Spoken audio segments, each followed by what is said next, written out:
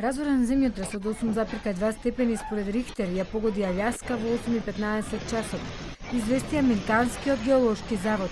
Епицентарот бил на длабочина од 35 км, 165 км североисточно од Санд-Поинт, во кој живеат 100 лица, а 800 км од Енкорч, најголемиот град на Аљаска. Американскиот систем за предупредување за цунами издаде предупредување за пацифичките територии, Гуама и северните Маријански острови. На снимките кои се појавија на социјалните мрежи во делот на крајбрежјето се слушале сирени кои предупредуваат за опасност од цунами, додека луѓето во колони ги напуштале домовите.